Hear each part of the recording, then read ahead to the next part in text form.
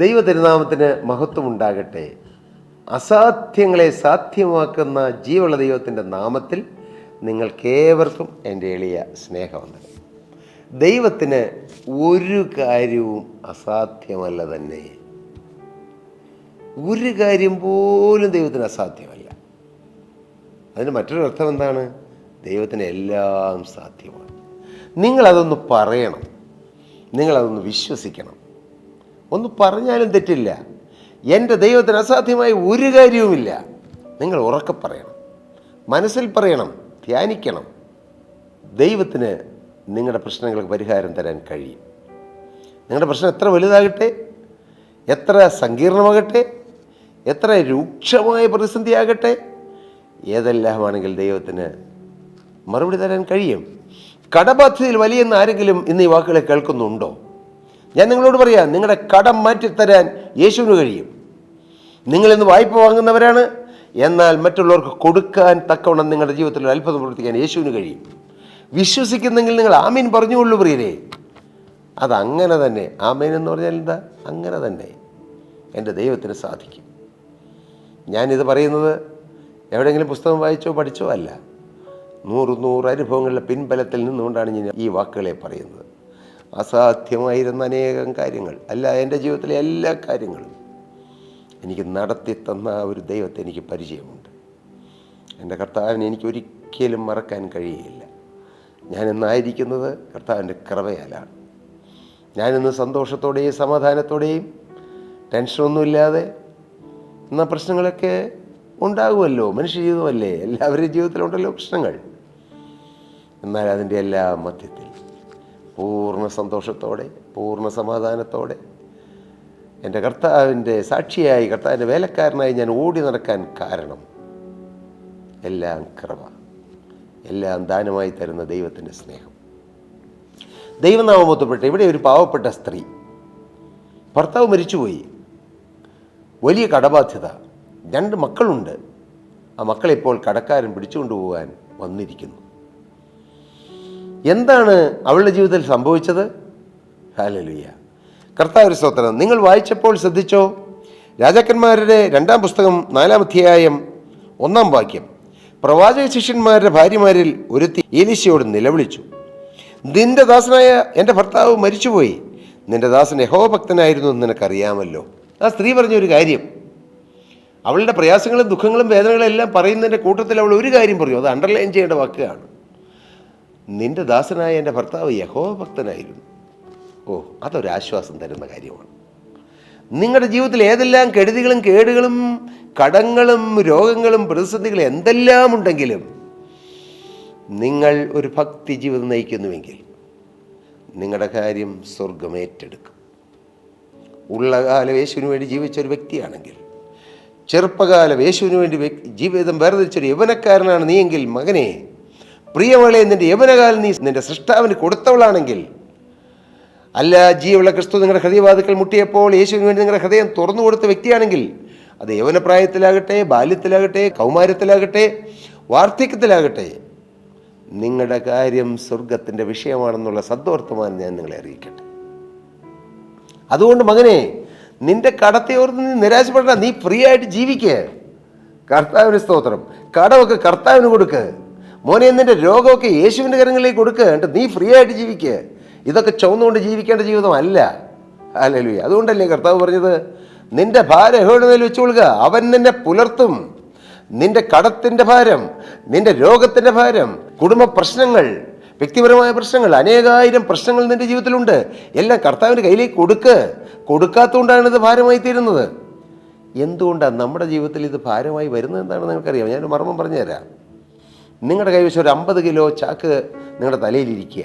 നിങ്ങൾ വളരെ പരിചയമുള്ളവനും സഹായിയുമായ നല്ല ആരോഗ്യ ദൃഢഗാത്രനായ ഒരാളെ കണ്ടപ്പോൾ അദ്ദേഹം പറഞ്ഞു, ഇഞ്ഞ് തന്നേരെ. നിങ്ങളത് കൊടുത്തുവെങ്കിൽ നിങ്ങൾക്ക് പിന്നെ ഭാരം വരികയില്ല, ടെൻഷൻ വരികയില്ല. ഇത് കൊടുക്കാത്തതുകൊണ്ടാണ്. കൊടുക്കാത്തതുകൊണ്ടാണ്, വിശ്വാസം ഇല്ലാത്തതുകൊണ്ടാണ്. കൊടുത്താൽ അദ്ദേഹം സ്വീകരിക്കുമോ? സ്വീകരിക്കുന്ന ഒരാളുണ്ട് പ്രിയരെ. എത്ര വലിയ കടമാണെങ്കിലും, എത്ര വലിയ രോഗമാണെങ്കിലും, എത്ര വലിയ പ്രശ്നമാണെങ്കിലും നിങ്ങൾ യേശുവിന് കൊടുത്തു നോക്ക്. യേശു ഇരുകാരം നീട്ടി വാങ്ങും. കൊടുത്തിട്ടാണ് ഞാനിത് പറയുന്നത്. ഹല്ലേലൂയ. ഞാനിന്ന് സന്തോഷമായി ഒരു കൊച്ചു കുട്ടിയെപ്പോലെ തുള്ളിച്ചാടിയാണ് ഞാൻ എൻ്റെ ജീവിതത്തിൽ ജീവിക്കുന്നത്. തുള്ളിച്ചാടി, സത്യം പറയാം, എൻ്റെ ഉള്ളിൽ ആനന്ദമാണ്. എല്ലാം തികഞ്ഞിട്ടൊന്നുമല്ല. കർത്താവിന് സ്തോത്രം. എനിക്കുണ്ട് ഇഷ്ടം പോലെ ബാങ്ക് ലോൺ, അതൊക്കെ ഉണ്ടാവും. എനിക്കുമുണ്ട് മക്കൾ, എനിക്കുമുണ്ട് കൊച്ചുമോൻ, എനിക്കുമുണ്ട് പ്രാരാബ്ധങ്ങൾ, എനിക്കുമുണ്ട് മാതാപിതാക്കൾ, വാർദ്ധക്യത്തിലെത്തിയ മാതാപിതാക്കൾ, അവരുടെ കാര്യമെല്ലാം കൃത്യമായിട്ട് നോക്കണം. എനിക്കുമുണ്ട് ഭവനം, എനിക്കുമുണ്ട് യാത്രകൾ, എനിക്കുമുണ്ട് ജോലി, എനിക്കുമുണ്ട് ഉത്തരവാദിത്തങ്ങൾ. നൂറായിരം ഉത്തരവാദിത്തങ്ങളും 100,000 ബന്ധപ്പാടുകളെ മധ്യത്തിൽ ഞാനൊരു കൊച്ചുകുട്ടിയെപ്പോലെ സന്തോഷം അനുഭവിച്ച് ജീവിക്കാൻ കാരണം എന്താണെന്നറിയാമോ? എൻ്റെ കയ്യിലൊന്നുമില്ല, എല്ലാം ഞാൻ യേശുവിന് കൊടുത്തേക്കുക. കർത്താവിന് സ്തോത്രം. 19-ാമത്തെ വയസ്സിൽ എൻ്റെ യേശു എന്നെ കണ്ടെത്തിയ കാലം മുതൽ എല്ലാം കൊടുത്തു. കർത്താവിന് സ്തോത്രം. എൻ്റെ എല്ലാ കാര്യങ്ങളും, ഒരു ശുശ്രൂഷയുണ്ടോ, ശുശ്രൂഷയും കർത്താവിന് കൊടുത്തേക്കുക. അതുകൊണ്ട് എനിക്കൊരു ടെൻഷനും ഇല്ല. ഞായറാഴ്ച സഭാ ശുശ്രൂഷയുണ്ട്. ആര് പ്രസംഗിക്കണം, ആര് സാക്ഷ്യം പറയണം, എല്ലാം കർത്താവിന് കൊടുത്തേക്കുക. അതുകൊണ്ട് എനിക്കൊരു ടെൻഷനില്ല. കർത്താവിന് സ്തോത്രം. എല്ലാം കൊടുക്കു പ്രിയരെ. ഈ കയ്യിൽ വെച്ചുകൊണ്ടിരുന്നിട്ടാണ് ഈ പ്രശ്നം മുഴുവൻ. നമ്മുടെ കയ്യിലിരുന്ന പ്രശ്നം, അത് ആ പ്രശ്നം വലുതാകുകയുള്ളൂ, കുറയുകയില്ല. എല്ലാം കൊടുത്തു നോക്ക്, കർത്താവ് മനോഹരമായി അത് ഫിനിഷ് ചെയ്തു തരും. കർത്താവിന് സ്തോത്രം. ഞാനിങ്ങനെ എൻ്റെ മനസ്സിൽ തിക്കിത്തിരക്കി 100,000 അനുഭവങ്ങളിങ്ങനെ തിരത്തല്ലിക്കൊണ്ടാണ് ഞാനിത് പറയുന്നത്. ഹല്ലേലൂയ. കൊടുക്കാൻ കൊള്ളാവുന്ന ഒരു കരമാണ് ആണിപ്പഴുതുള്ള കരം. കൊടുക്കാൻ കൊള്ളാകുന്ന ഒരു വ്യക്തിയാണ് യേശുക്രിസ്തു. എല്ലാം കൊടുക്കാം. നമ്മുടെ കൊച്ചു കൊച്ചു ആവശ്യങ്ങൾ കൊടുക്കാം, കുഞ്ഞു ഭാരങ്ങൾ, കുഞ്ഞു സങ്കടങ്ങൾ ഇല്ലേ, മനുഷ്യരല്ലേ, മനുഷ്യർക്ക് സങ്കടങ്ങൾ വരാം. എല്ലാം കർത്താവിന് കൊടുത്തോളണം, വെച്ചോണ്ടിരിക്കരുത്. എന്തെങ്കിലും സങ്കടങ്ങളുണ്ടോ, ഇനി ആരെങ്കിലും നിങ്ങളെ മുറിപ്പെടുത്തിയോ, അതും കൊടുത്തോളണം. ഇല്ലെങ്കിൽ മുറിവ് വലുതാകും. മകനെ, നിനക്കാണ് നഷ്ടം, മുറിപ്പെടുത്തിയവനല്ല നഷ്ടം, നിനക്കാണ് നഷ്ടം. നീ കൊടുത്തോളണം. മകളെ, നിന്നെ മുറിപ്പെടുത്തിയ ഒരുപക്ഷെ അമ്മായിയമ്മയായിരിക്കാം, മരുമകളായിരിക്കാം, ഭർത്താവായിരിക്കാം, ചിലപ്പോൾ ഭാര്യയായിരിക്കാം, മക്കളായിരിക്കാം. പക്ഷേ മുറിവ് വെച്ചുകൊണ്ട് നടക്കരുത്. മുറിവ് വലുതാകും, അത് പഴുക്കും, ഇൻഫെക്ഷൻ ഉണ്ടാകും. അതുകൊണ്ട് എല്ലാം കർത്താവിന് കൊടുക്കുക. സ്തോത്രം. എന്നിട്ട് സന്തോഷത്തോടെ ജീവിക്കുക പ്രിയരെ. നമ്മുടെ ജീവിതം നഷ്ടപ്പെടുത്തി കളയരുത്. ഒരു ജീവിതമല്ലേ ഉള്ളൂ. എന്തിന് വീർത്ത കെട്ടിയ മുഖവും ദേഷ്യഭാവവും കോപവുമായിട്ടൊക്കെ നമ്മൾ ജീവിക്കണം? ചിരിച്ച മുഖവുമായി ജീവിക്കുക, ആനന്ദത്തോടെ കർത്താവിനെ സ്തോത്രം ചെയ്തുകൊണ്ട് ജീവിക്കുക. പോകട്ടെ. ഈ സ്ത്രീ പറഞ്ഞു, എൻ്റെ ഭർത്താവ് യഹോഭക്തനായിരുന്നു. അത് പറഞ്ഞപ്പോഴേക്കും ഏലീശ പ്രവാചകന് കാര്യമൊക്കെ മനസ്സിലായി. ആളെ ഓർമ്മ വന്നു. ഏലീശ പ്രവാചകൻ്റെ ശിഷ്യനാണ്. ഓർമ്മ വന്നു. അദ്ദേഹം ആ ഭക്തനായ മനുഷ്യനെ ഓർത്ത് ദൈവത്തോട് നിലവിളിച്ചു, ദൈവത്തിനിൽ ഓർത്തു, കർത്താവ് പരിഹാരം തരണം. അപ്പോൾ പറയുകയാണ്, ഞാൻ നിനക്ക് വേണ്ടി എന്ത് ചെയ്യണം പറക, വീട്ടിൽ നിനക്ക് എന്തുള്ളൂ എന്ന് ചോദിച്ചു. ഉടനെ പരിഹാരത്തിനുള്ള വാതിൽ തുറക്കുകയാണ്. പ്രവാചകൻ പ്രാർത്ഥിച്ചു, ഞാൻ എന്താ ചെയ്തു തരണ്ടേ, നിനക്ക് വീട്ടിൽ എന്നാ ഉള്ളത്? അവൾ പറഞ്ഞു, ഒരു ഭരണി എന്നെ അല്ലാതെ അടിയൻ്റെ വീട്ടിൽ മറ്റൊന്നുമില്ല. അതും ശുഭകരമായ ഒരു വാക്കാണ്. ഒരു ഭരണി എണ്ണ. കടമൊക്കെ ഉണ്ട്, പക്ഷേ എണ്ണയുണ്ട്. എൻ്റെ പ്രിയരെ, എൻ്റെ ആത്മീയ അർത്ഥം എന്താണെന്ന് അറിയാമോ? കടമുണ്ടെങ്കിലും പരിശുദ്ധാത്മാവ് നമ്മുടെ ജീവിതത്തിൽ വേണം. കടമുണ്ടെങ്കിലും വചനം നമ്മുടെ ജീവിതത്തിൽ വേണം. പ്രശ്നങ്ങൾ ജീവിതത്തിലുണ്ടെങ്കിലും, നിങ്ങളുടെ ജീവിതത്തിൽ ഏതെല്ലാം പ്രതിസന്ധികളിലും നിങ്ങൾ കടന്നു പോകുന്നുവെങ്കിലും വചനവുമായും ദൈവത്തിൻ്റെ പരിശുദ്ധാത്മാവാകുന്ന എണ്ണയുമായും നിങ്ങൾക്ക് അടുപ്പം വേണം. ഇല്ലെങ്കിൽ എല്ലാം തകർന്നിരിപ്പണമാകും. ഒരു ഭരണി എണ്ണ, ആ എണ്ണയിലൂടെയാണ് ഇനി തുറന്നുള്ള അത്ഭുതങ്ങൾ നടക്കുന്നത്.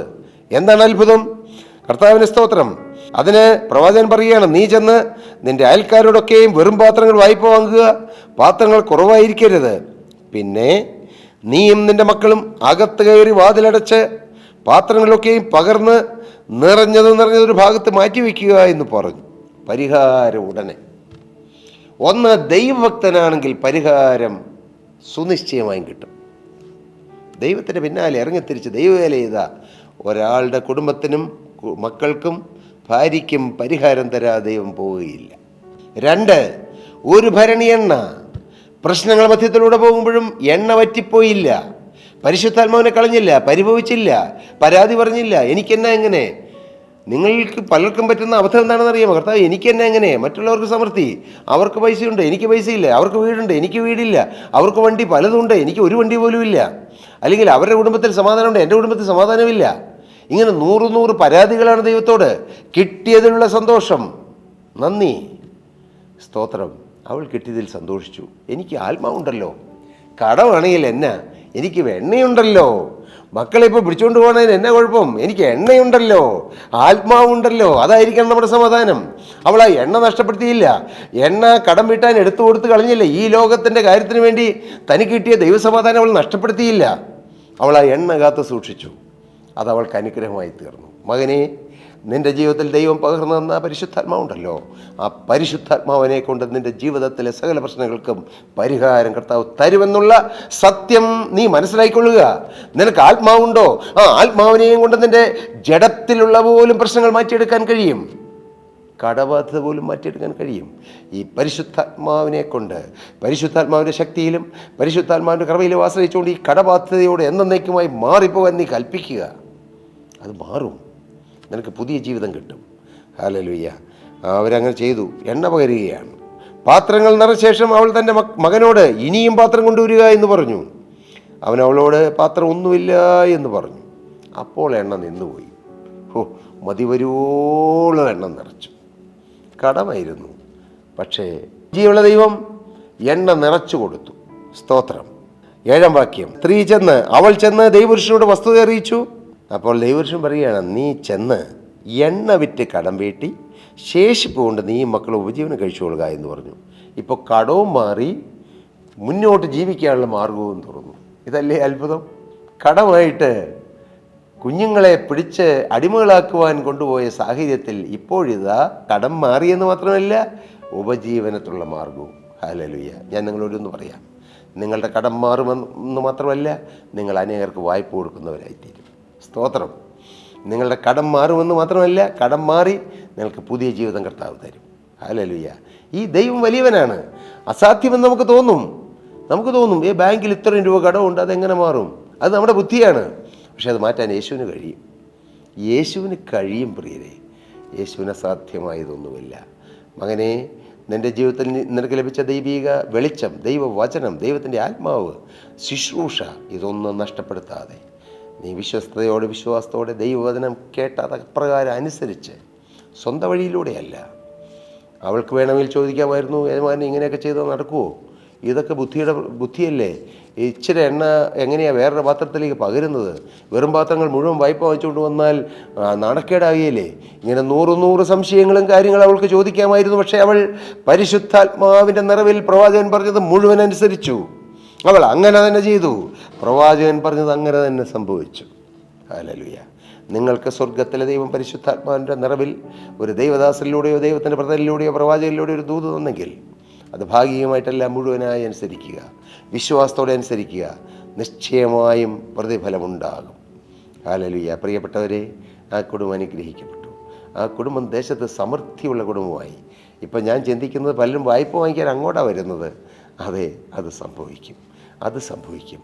നിങ്ങൾ വായ്പ വാങ്ങുകയില്ല, അനേകർക്ക് വായ്പ കൊടുക്കുന്നവരായിത്തീരും. നിങ്ങൾ മറ്റുള്ളവരിൽ കൈ നീട്ടുകയില്ല, നിങ്ങൾ കൈ നീട്ടുന്നവർക്ക് നിറച്ചു കൊടുക്കുന്നവരായിത്തീരും. അതിന് കർത്താവ് അനുഗ്രഹിക്കട്ടെ എന്ന് പ്രാർത്ഥിച്ചുകൊണ്ടും അനുഗ്രഹിച്ചുകൊണ്ടും ഞാൻ എൻ്റെ വാക്കുകളെ നിർത്തട്ടെ. അതേ, അത്ഭുതം പ്രവർത്തിക്കുന്ന ദൈവം, അസാധ്യങ്ങളെ സാധ്യമാക്കുന്ന ദൈവം. ദൈവത്തിന് ഒരു കാര്യവും അസാധ്യമല്ല. ആ ദൈവം നിങ്ങളെയും നിറയ്ക്കട്ടെ, അനുഗ്രഹിക്കട്ടെ. ദൈവനാമം മഹത്വപ്പെടട്ടെ. പ്രിയ സഹോദരീ സഹോദരങ്ങളെ, നിങ്ങൾക്ക് ഏതെങ്കിലും പ്രാർത്ഥനാ വിഷയങ്ങൾ ഞങ്ങളെ അറിയിക്കാനുണ്ടെങ്കിൽ താഴെ കാണുന്ന നമ്പറിൽ ഞങ്ങളെ അറിയിച്ചാൽ ഞങ്ങളുടെ പ്രെയർ വാരിയേഴ്സ് ടീം നിങ്ങൾക്ക് വേണ്ടി പ്രാർത്ഥിക്കും. ഞങ്ങളുടെ പ്രെയർ ഡെസ്കിലുള്ള ദൈവമക്കൾ നിങ്ങളുമായി കമ്മ്യൂണിക്കേറ്റ് ചെയ്യും. കർത്താവ് നിങ്ങളെ അനുഗ്രഹിക്കുമാറാകട്ടെ.